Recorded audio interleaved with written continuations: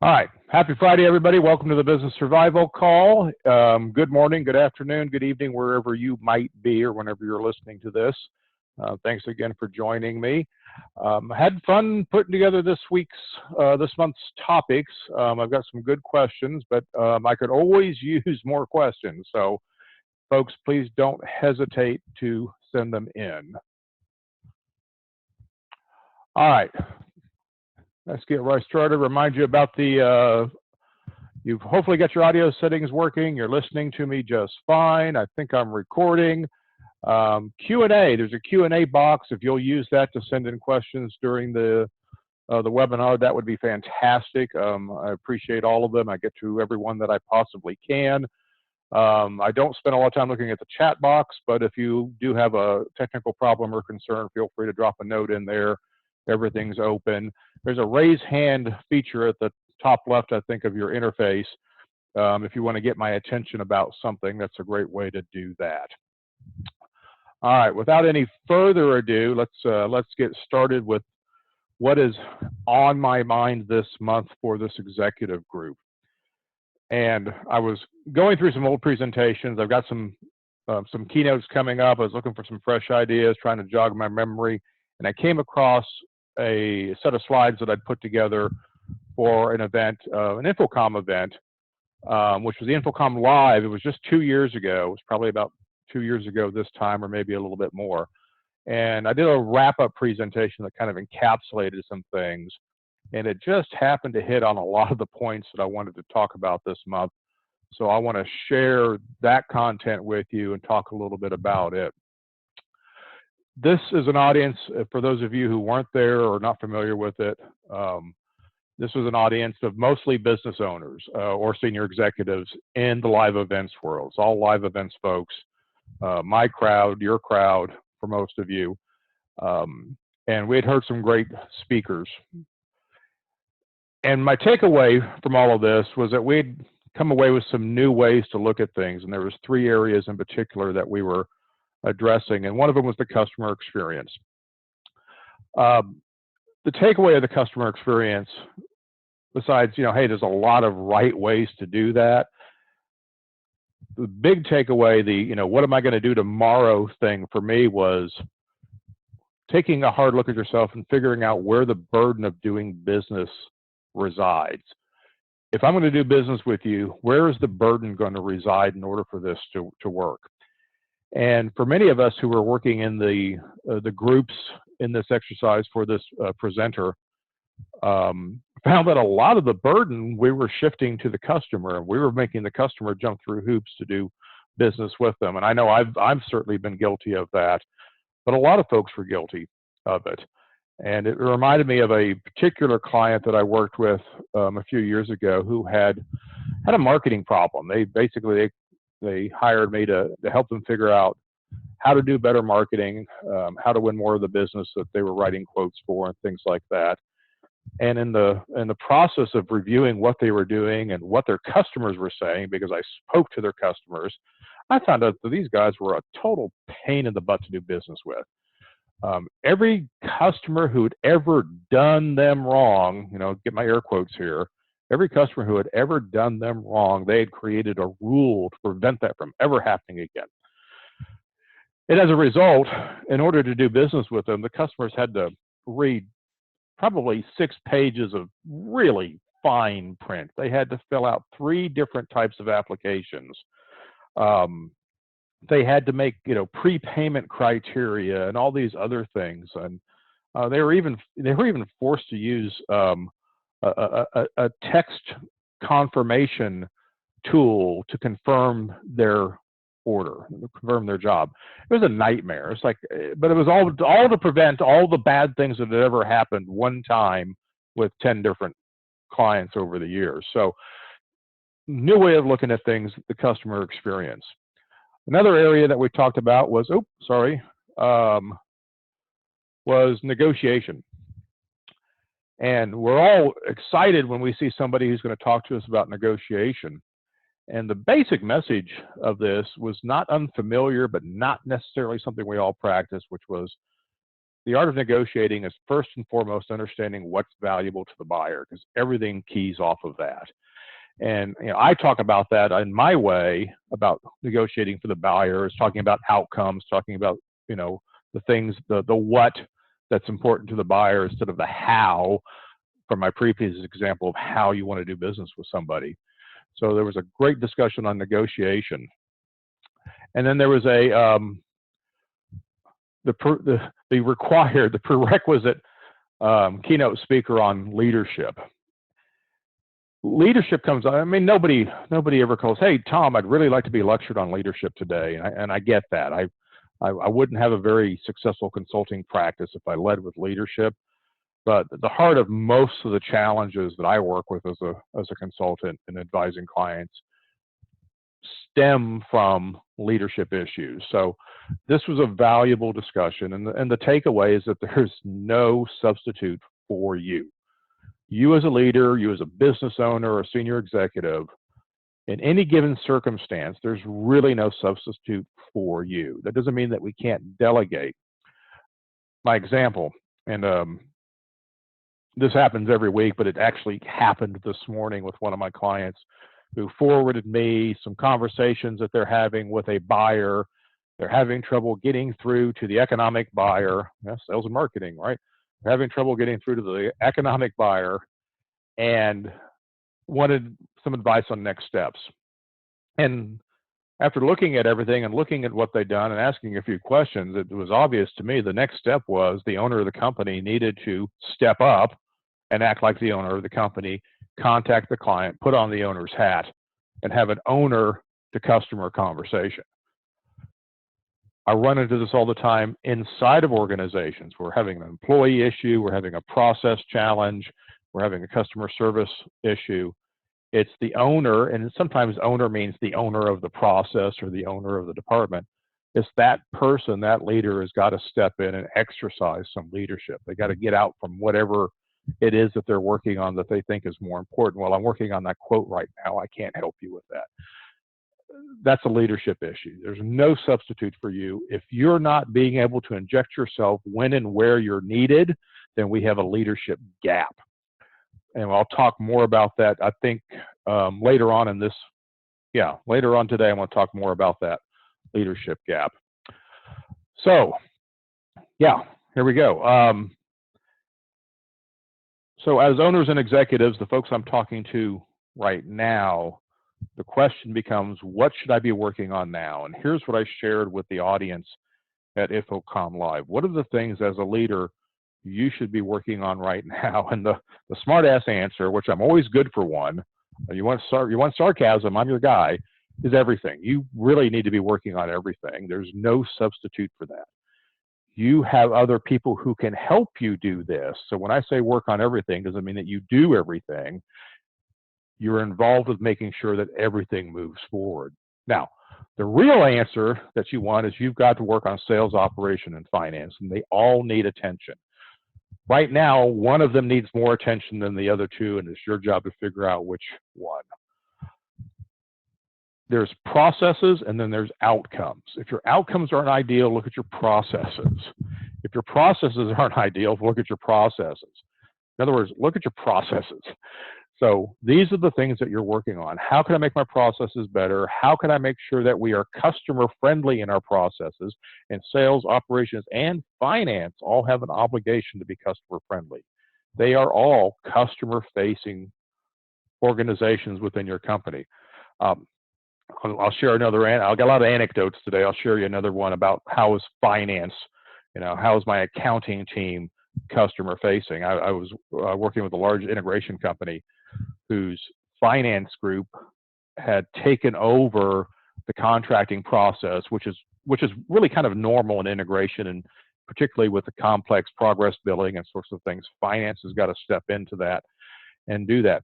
However, leadership wasn't paying attention to what they were doing, and they were creating rules and constraints that were extremely customer unfriendly, and they weren't adapting them when they weren't talking to their peers at the customer. So if I have an accounting person talking to an accounting person, they have a language, they have a set of expectations. but this group had inserted themselves with economic buyers. In other words, you don't always get to talk to the bookkeeper. Sometimes you have to talk to the customer. And they were trying to be accountants to the customer and expecting the customer to be an accountant back. And it was alienating clients. And there was a particular incident that was driving all of this. And they almost lost a huge, huge account simply because the owner was not working on everything. He assumed because he had a competent CFO, everything in finance was taken care of. Wasn't true. You should always be working on employee growth and development. Every time you interact with an employee, there's an opportunity for growth and development. Sometimes it's your growth and development, but very often it's theirs, and we need to be focusing on those opportunities. You need to be working on your personal growth and goals, particularly owners. Very often I find business owners don't differentiate between their personal lives and their business lives. And as a result, they make some pretty sloppy decisions on one or both of those fronts. The decisions you make at home that are wrong are just as devastating as the decisions you make at business that are wrong. So personal growth and goals, let's keep those two things separate, personal and business, so that we can make some better decisions. And where the goals align, we need to recognize that and make sure that we're putting the right energy towards those things. And then my favorite thing, and you've heard me say this probably a million times, is that the most important thing for a manager or owner to be doing at any given time is removing obstacles.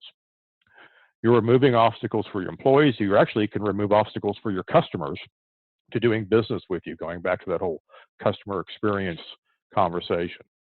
So lots of things that you should be working on now. And notice none of this was writing proposals, doing drawings, going on site surveys. There's a whole lot of things that aren't on this list, and they're not there for a reason.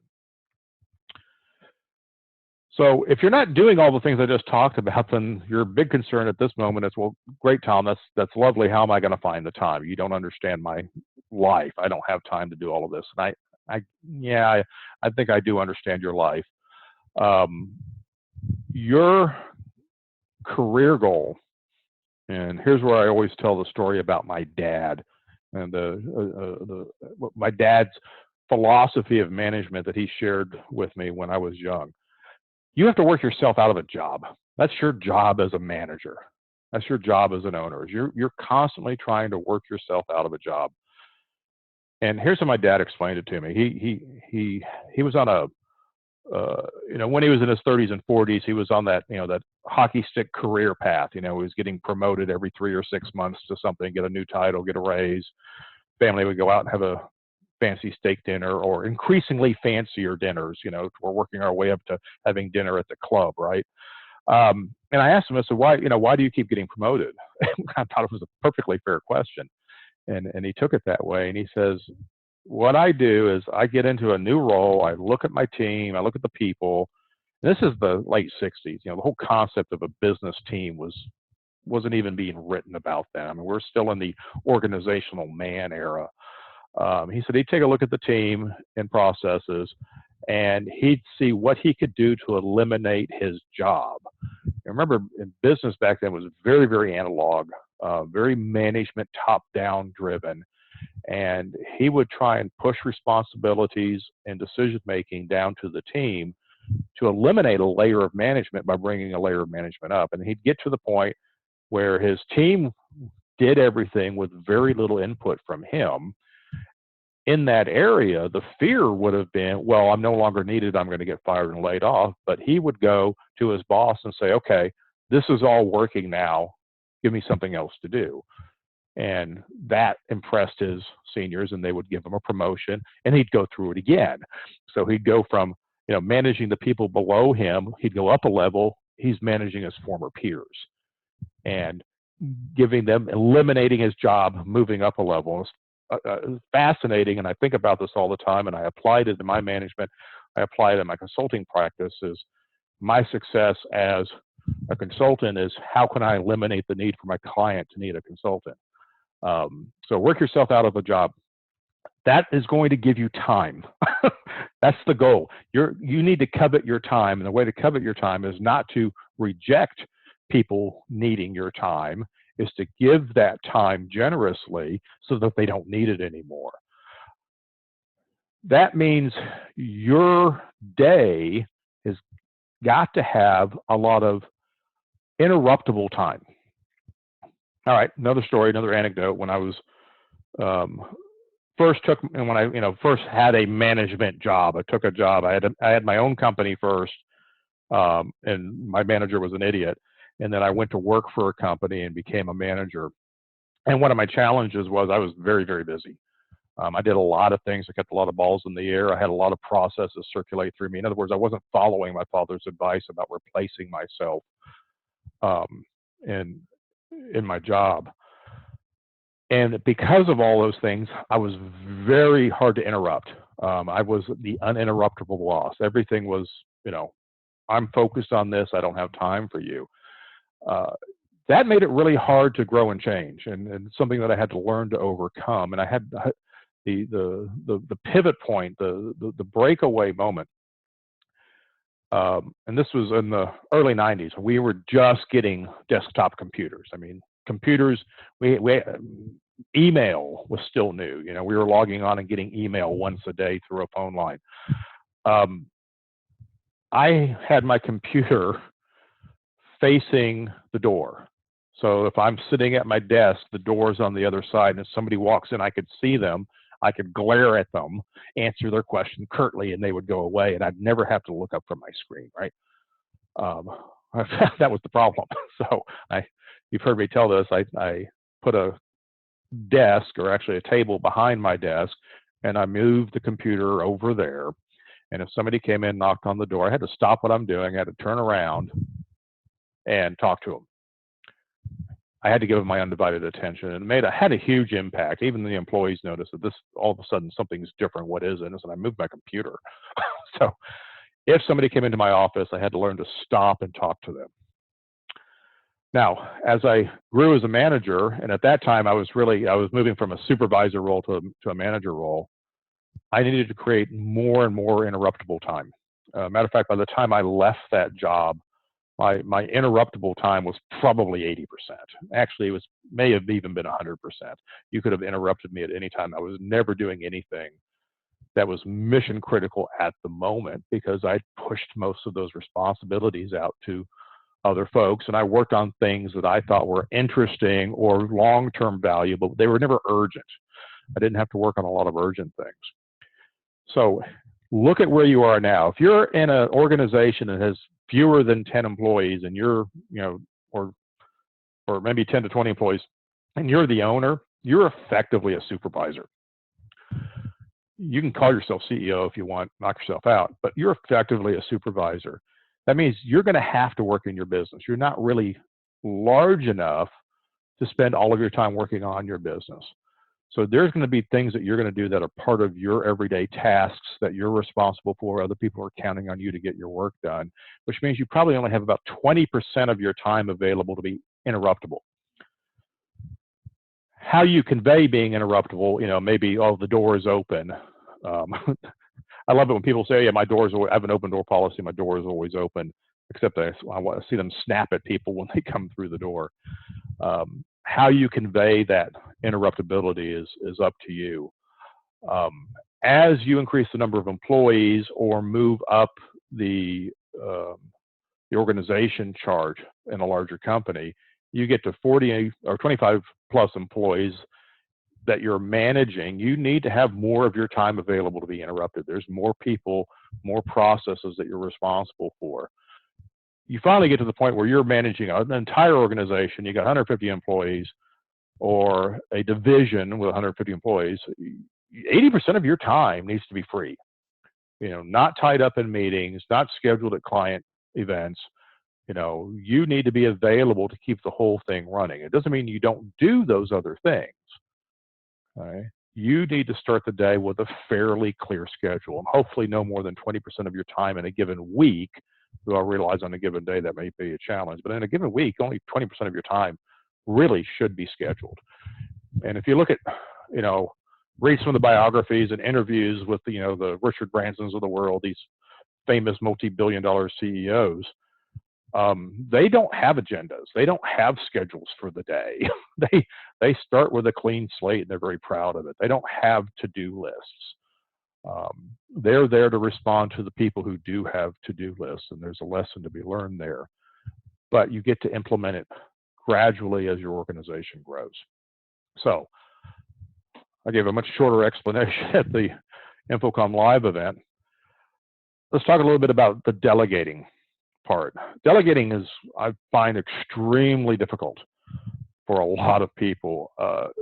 You're all AV people. We're an industry of control freaks. I mean, AV draws control freaks like, flies to dead armadillos. I mean, it's just, we're an entire industry of control freaks, and we have a hard time delegating and letting things go. So telling you to let it go is not going to be adequate. What I have to teach my clients to do is learn how to embrace mistakes. There's a lot of truth in the phrase that if you're not making mistakes, you're not even trying. You're not doing anything. If you're not making a mistake, you're not doing anything. Busy, successful people make mistakes all the time. They just make them really fast and they move on really fast. One of my clients attributes me to say, win fast, lose fast, but you're going to keep moving. So embrace mistakes, and they're the teaching moments. There's that old story about, the employee that, made a huge mistake with a client. The client was happy, but the company lost a whole bunch of money, and he went to the CEO to turn in his resignation. That's probably a Jack Welch story. The CEO says, "Oh, no way I'm firing you. I just paid $1 million to train you. Get back to work." Find the teaching moments and mistakes, learn what the failing in your processes are, use that interruptible time. This is what that interruptible time is for, is how to process mistakes. Assume the best of your employees. And I know this is also as difficult for a lot of us. How could somebody make a mistake if they have good intentions? I mean, that's, for the left brain engineering types that some of you are, it's hard to understand mistakes because you would never tolerate a mistake from yourself. So anybody who would make a mistake has ill intent. There's also that one employee several years ago who did have ill intent, and now you're transferring that to all of your current employees. Assume the best of your employees. You'll sleep better. It'll make the employees happier, and they will help you find the people who don't mean well. Your company culture will filter out those folks. The way to get there is having honest conversations. If you're going to delegate, if you're going to assume the best of your employees, if you're going to get the opportunity to process and embrace mistakes instead of having people hide mistakes from you, you have to learn to have honest conversations. And this is also difficult for a lot of us. We don't like confrontation, is what I'm told. I don't like confrontation. Well, I'm not asking you to have a confrontation. I'm asking you to go tell that employee that you're not happy with their work and they need to, do something about it. So that's an honest conversation. My standard advice for anybody who struggles, I don't personally struggle with honest conversations. Blunt and straightforward is kind of my brand. But I appreciate the folks who do struggle with that. And the way to start off a conversation you're not comfortable with is tell the other person, I need to have an uncomfortable conversation with you. It may not be uncomfortable for you, but it's really uncomfortable for me. So just hear me out. Because that's what you're trying to avoid. You're trying to avoid, that back and forth, the defensiveness that's going to come up, and just ask the person to bear with you. Make it your problem. It's your problem that this is uncomfortable. And hopefully they will give you the padding, give you the cushion to express yourself, get your ideas out, and give you a thoughtful response and a thoughtful exchange. So, last thing, it never goes out of style, management by walking around. If If you only have 20% of your time as interruptible, get away from your desk. Quit filling it with things that make you look busy. Get up from your desk, walk around, talk to people, go out and work in the warehouse for a little bit, spend some time with a salesperson who's talking to a client, attend a meeting you weren't invited to, get out. Go find opportunities to remove obstacles for employees. Find an opportunity to have honest conversations before you have to have uncomfortable conversations. Get up, walk around, be seen.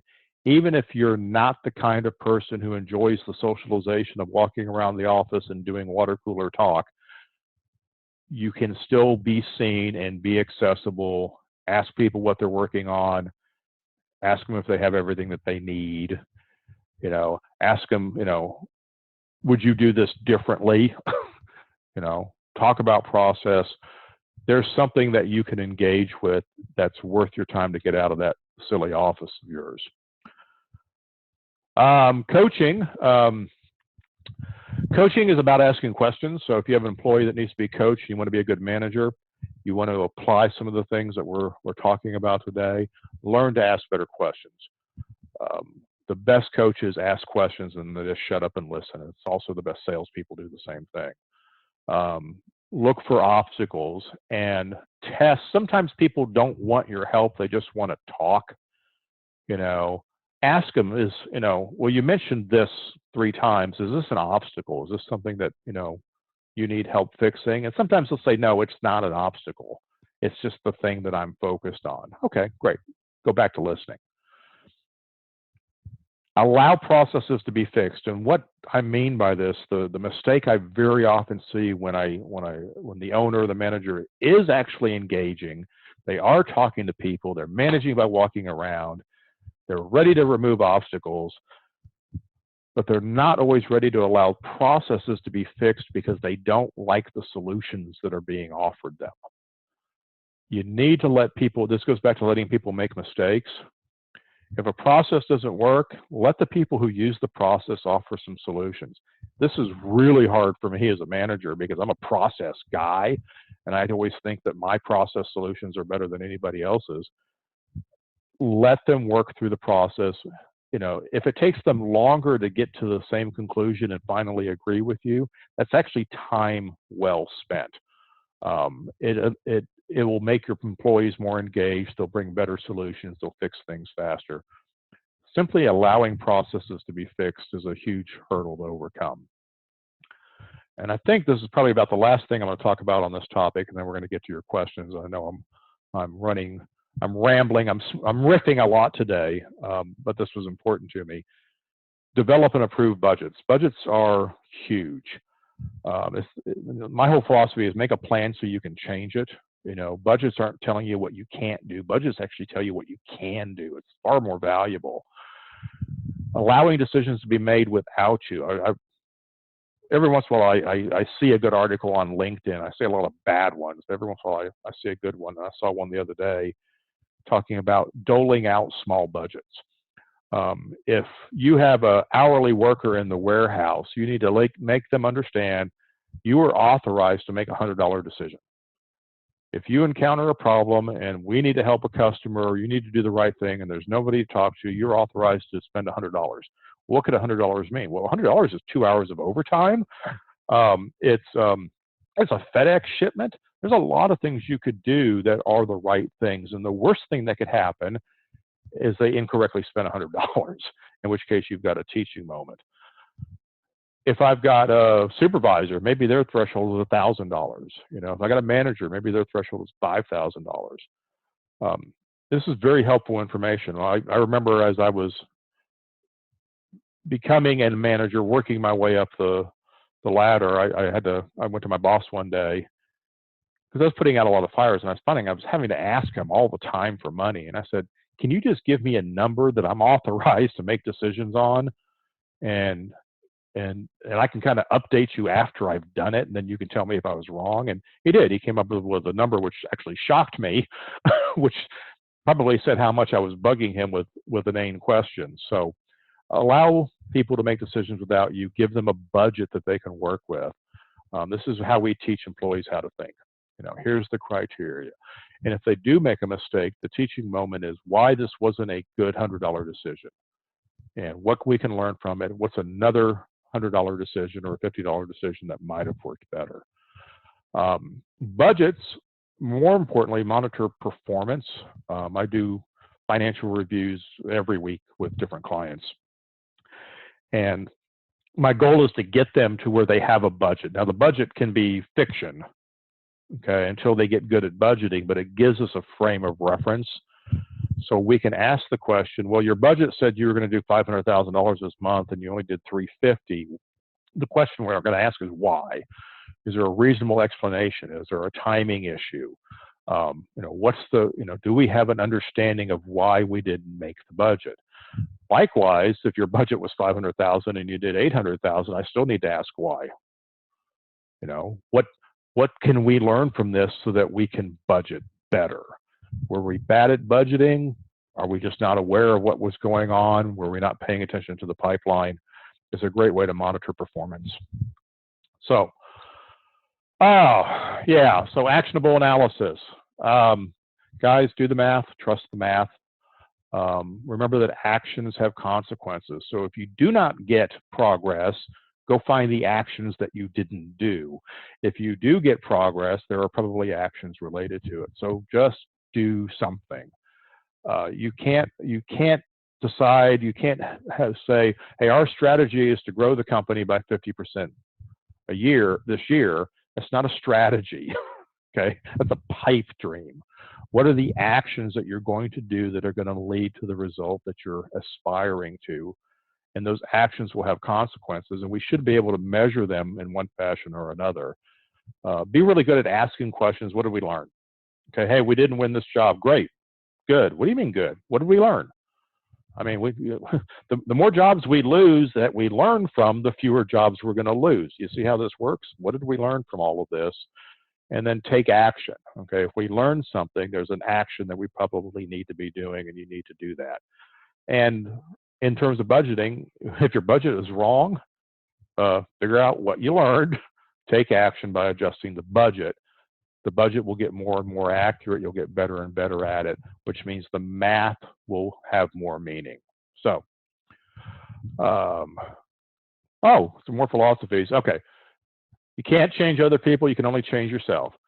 Why am I talking to you? Because you're the person who can make the change. You're the owner. You're the manager. You can change you. I cannot change your employees. You cannot change your employees. Trust me on this. You, however, can change yourself. And ask yourself, what have you done to stifle your personal growth today? Think about all the things I've just talked about in the past 30 minutes. What are you doing that's keeping you from growing? What are you focusing on that you should be delegating? That's what's stifling your personal growth. You're not going to become a better manager, and so you start recognizing the things that are holding you back. And I hopefully give you a bunch of great examples for that. All right, let's get on to some of the questions that you folks sent in. Bonus plans. Okay, so I have a series of questions from one of the folks who may or may not be on this call today, but he's actually an advisory client. He's one of my coaching clients. So here's a challenge that we worked through sometime over the past couple of weeks, and I want to share it with you because I've found that I've done this with many folks, and I don't mind doing it over and over again, but I think it's a valuable way of looking at things, and this is what the advisory programs are all about. Questions about bonus plans. He says, over the years, I've given probably more generous bonuses than I should have, but my employees have come to expect them. How can I set up a bonus system that encourages hard work but doesn't create entitlement? And a little bit more of the backstory here is this is a very generous owner. He gives great benefits, and he's given some pretty large bonuses. He's given life-changing bonuses to employees who have come to depend on it and consider it part of their overall compensation package. And the unfortunate part of this is that if he has a down year, he still feels obligated to give bonuses because, well, so-and-so bought a house based on how much money they were making. So-and-so bought a car, well, they just had a baby, whatever it is. So he's got himself in this vicious circle where he's created higher and higher expectations in his employees, and he doesn't want to disappoint them. So in bonus plans, particularly when we're trying to unwind a bonus system or a compensation system that's not ideal, we want to make sure that we always are speaking in terms of total compensation plus bonus. It's not a bonus if it's part of your compensation. I know it's semantics, but bear with me here. This is really kind of important. So talk in terms of here's your total compensation, and then here's the bonus plan. In a bonus plan, you want to ideally create a pool, and a bonus pool based on something that employees understand. So I'm talking about bonus plans that apply to your entire employee base. You can apply some of these same things to individual bonus plans, but I try and keep bonus plans universal. And the bonus plan I'm going to show you is scaled for your employees in a way where everybody's compensated commensurate with their salary, with their contribution to the business. So base it on something employees can understand. I don't typically want to base it on revenue. I want to base it on revenue growth. So a bonus needs to be something that's above and beyond. So it's going to be on revenue growth, or if you measure gross profit growth. That's what I want a bonus on. In order for it to be a bonus, there needs to be an opportunity for the bonus to be zero. So if you have a bad year, shouldn't that indeed affect bonus? That's what makes it a bonus, is that there's a potential to not get one. The other thing I like to do is distribute proportionally to the employees' base salary. So whatever employees are in this pool, they have a base salary. And then sometimes I hold a kicker in there for a reserve so that the owner of the bonus has some discretion to maybe give somebody who went above and beyond a little bit extra. Okay? The duration of a bonus period is also very important to consider, and I'll show you some more detailed charts here. The shorter the bonus period, the more valuable the bonus is to the employees. Totally made up numbers here, but if I create a bonus pool where a middle manager is likely to get a $5,000 bonus at the end of the year, and he has to wait all year, and all the things have to be right, and he gets a $5,000 bonus, he would actually, or she would actually be happier in most cases to get $1,000 a quarter. If you pay out bonuses more often, a smaller number is going to achieve the desired effect, which is increase their motivation, keep their satisfaction up, and show your appreciation. It's easier to do that on a quarterly basis. Now, if you say, well, great, Tom, why don't I take it down to a monthly basis? The main reason is for that, I don't think anybody on this call has a normal month. We're in a very seasonal industry, so using monthly metrics makes it really difficult, and it's very, very confusing because you have timing issues about when a job ends. Hey, we were really busy, but the job ended on the 1st of the next month, so it's technically next month's revenue. So why am I not getting bonus? I just worked my butt off for 3 weeks. Blending it into a quarter, smooths that out a little bit, makes the bonus big enough to be excited about, but not a 12-month wait. And no matter what you wait, if you wait 12 months for it, doesn't matter what the bonus is, you're probably going to be disappointed if it's a penny less than last time. So here's an example. Your numbers, your results may vary. Here is a client we had, their metric was the quarterly revenue increase. So for a particular quarter, and this is a good method for companies who have very seasonal business. Most of you have 2 good quarters and 2 bad quarters, or 2 good quarters and okay quarter, and 1 really bad quarter. This is a great way to incentivize that to help develop new business and go the extra effort to make that 1 bad quarter better. So they measure their quarterly revenue increase. In this case, they had a $100,000 revenue increase. The bonus pool is 3%. 2.5% of it's going to a team bonus, and 0.5% is a merit bonus that the owner distributes at his or her discretion. So here we have the 5 employees. They actually had more employees, but I'm trying to make a simple example here. And their base salary in the period. Now, why am I using their base salary in the period? Well, if I use their annual salary, the ratios are going to be skewed if I add another employee or if an employee leaves. So because we have employees that may get added on or leave during the year or even during a quarter, we just look at the amount of their salary for that period. It makes our math a heck of a lot simpler.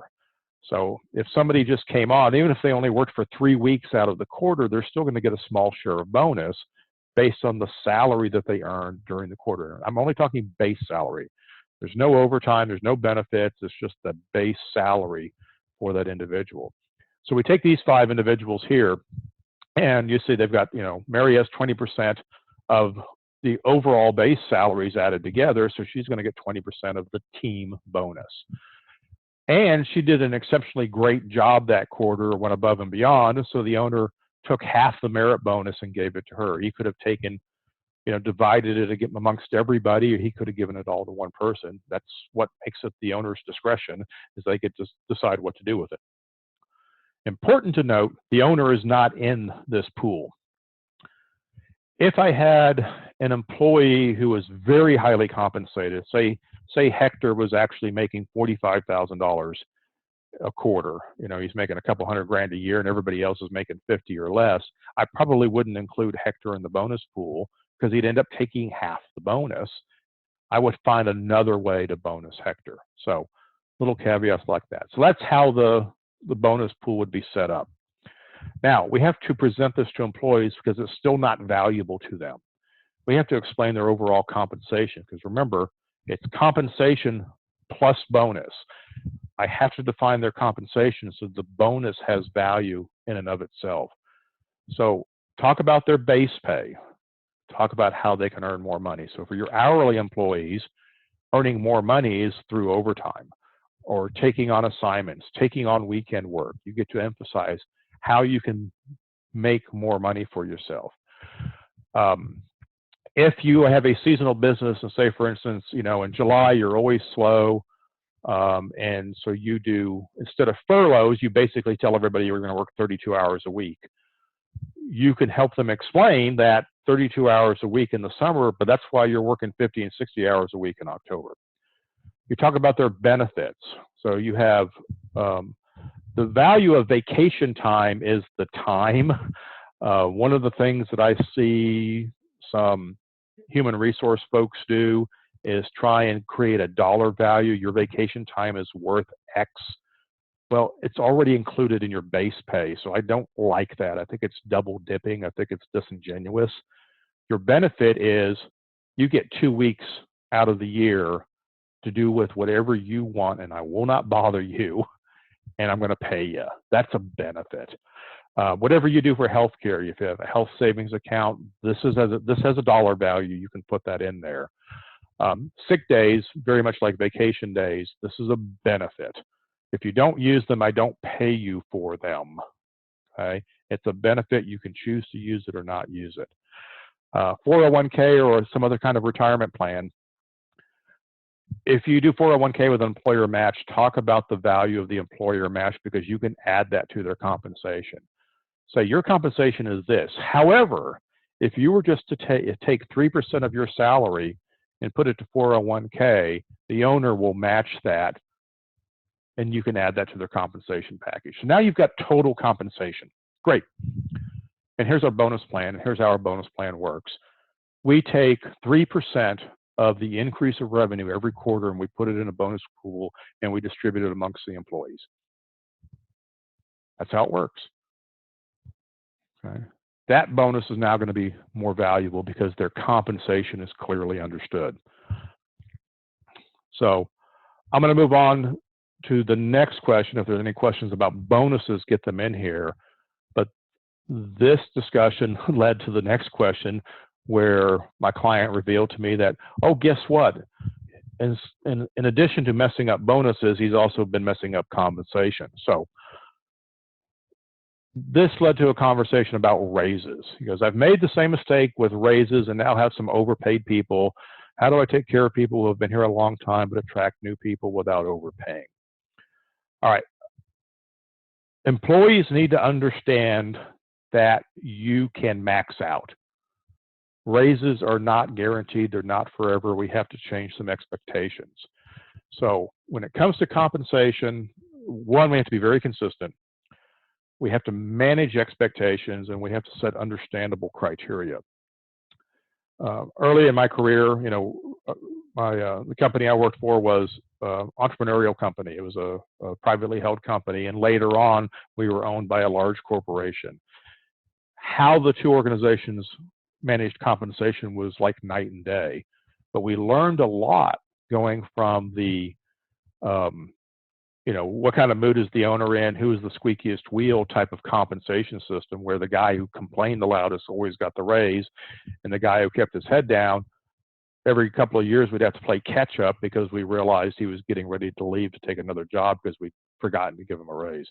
So pay reviews became important, and in the larger corporation, they were institutionalized. So the consistency, moving from the inconsistent system to the consistent system, is challenging, and you have to do a lot of communicating. Matter of fact, you need to over communicate. But in the process of doing that, you're introducing consistency in the managed expectations. So there's 4 types of raises. Okay, there's a cost of living raise, which is less of an issue now. 20 years ago, it was a big deal because cost of living was rising pretty dramatically fast. It has not been rising that quickly in the past 10 years. However, you'll never convince an employee of that because everybody thinks cost of living has gone up dramatically. We're just wired for that.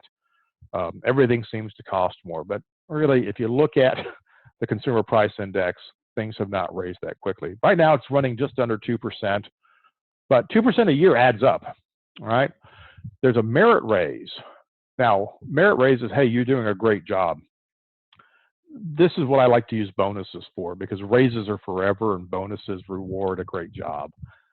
There's a raise for duration. I mean, gosh, I work with companies now who have employees who have been there for 20 or even 25 years, and they're making sometimes ridiculous amounts of money for what they're doing. And it creates internal problems, particularly in the organization chart. I don't know how many times I've heard, well, I can't promote this guy, you know, to be this guy's supervisor because this guy makes more money than he does. Really? What? One, why does that matter? And two, how'd you get into that situation? And it turns out, well, there's that duration thing. This guy's been getting raises every year for 20 years. And then there's the raises that come from moving into a more valuable position. In other words, you've picked up a skill set, you've proved your worth in an area, so you're effectively getting what we would traditionally call a promotion. So that's another type of raise. Here's a way that we can simplify all of this in your organization. In your company, and the bigger your company, the bigger this chart will be, but you need career path. And if you set up career path, that's a great way to manage expectations, and this is just one way of doing it. So what I have on here is, looks like 8 different jobs with a description of the skills involved with that job and how it advances. There is nothing wrong, in my opinion, with hiring an employee to be a warehouse 1, and 3 years later, they're still a warehouse 1. There are guys that I hired to work in operations 20 years ago that still work on operations. They didn't become salespeople, they didn't become engineers, they didn't become executives. They're still doing a good job, and they're very, very valuable people. There's nothing wrong with a career path that gets you to a terminal position like that. We don't all have to be on the, you know, the valued technician career path or whatever it is that you value in your culture. So here's a warehouse 1. I pick a starting pay. I do a 90-day bump. I'm really big on 90-day bumps. I want to do a 90-day review, and if I agree to keep you and you agree to stay, I'm going to give you a raise. And then your next raise will come at the end of your first year. and here's the raise in this position. So if you don't advance in position, but you're here for a year, you're going to make more money. You're here for 2 years, you're going to make more money. The amount of that raise includes the cost of living raise and the position pay. Okay? And that's how you explain it. That's how you manage expectations. This is a little bit institutional. There's actually even more severe forms of this. I used to work at a university which had very structured career pay. In fact, the department that I worked in had specific positions, and you could not pay somebody different than what the position dictated. So if the position came open, the next person you hired went into that position, whether they were qualified or not, and they got that pay. So I had a good friend who did the exact same thing I did, but he occupied a higher paying position, and he made a lot more money than I did, which was kind of unfair, but that's super institutionalized. So you can see how this works. The ratios on the numbers, the amounts, these are all arbitrary. I'm just trying to create for you an example. You can look at what makes sense in your organization. The point is that the skills are what matters here.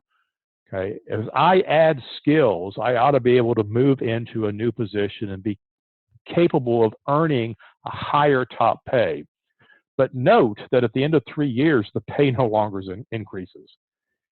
If I go back as a company and apply a cost of living raise, say I apply 2% cost of living raise, we go back to the chart, everything increases by 2%, every slot, every column, and you start over. Okay, so if I'm in warehouse 2 and it's 10 years from now, I'm still making $20.66 unless there's been a cost of living raise. If I want to make more money, I need to acquire more skills.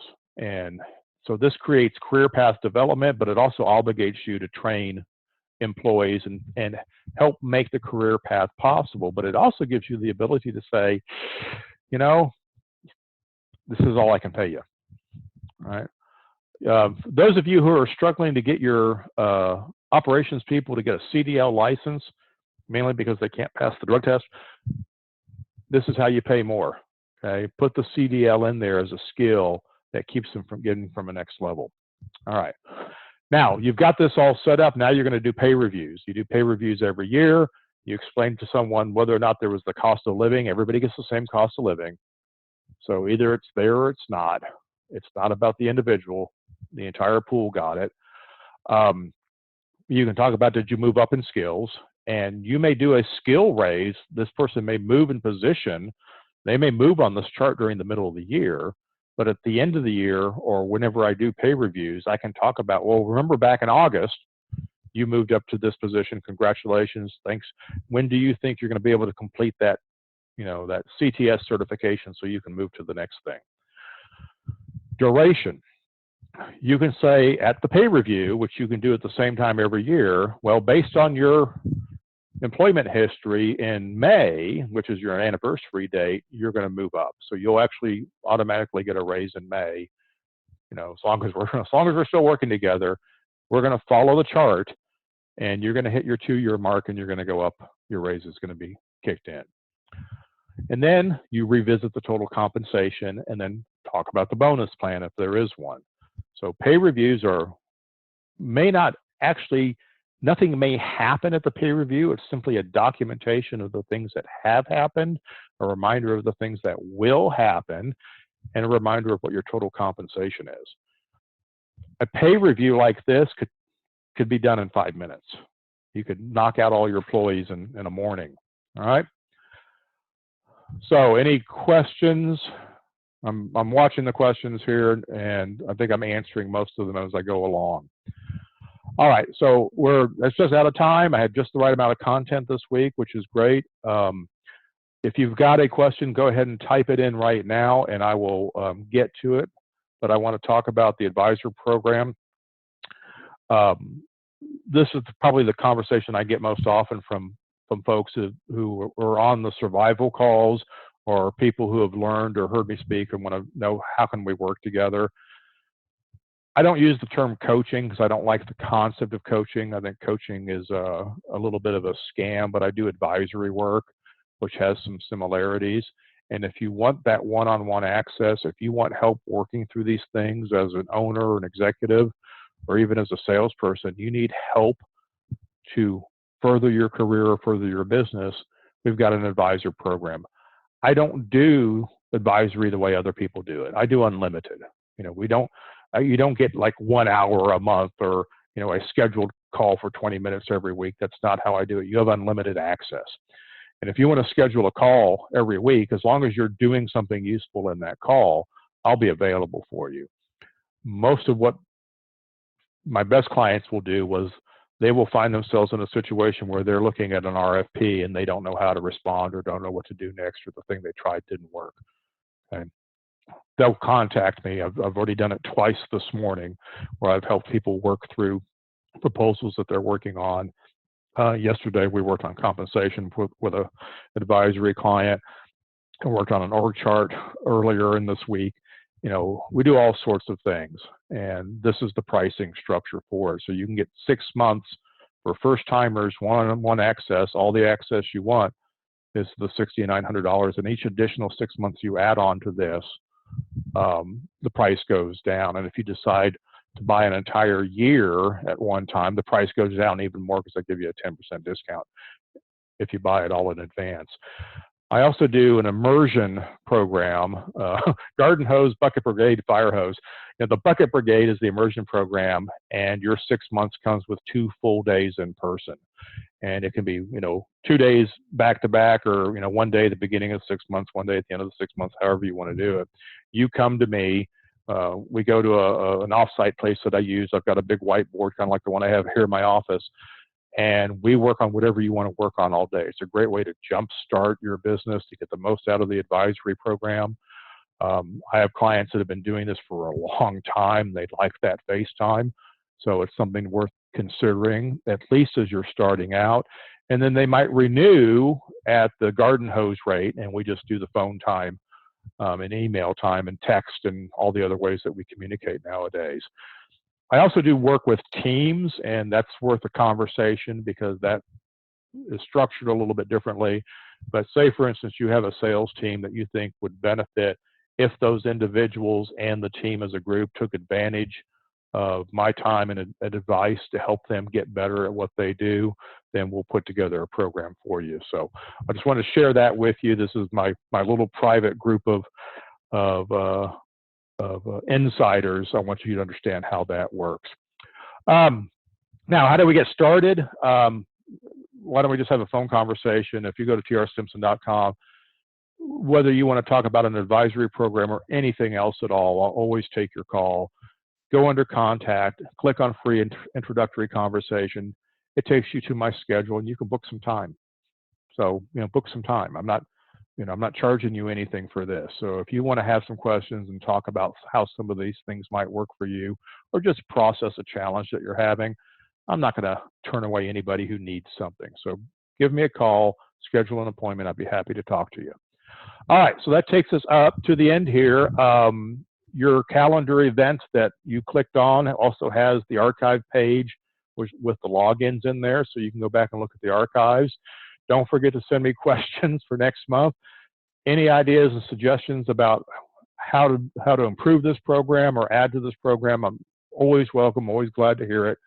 I thank all of you for being here and paying attention, and I hope I'll see many of you in about 30 minutes for the sales and marketing call as well. So have a great weekend. We will hopefully talk to you soon. Thanks for stopping by.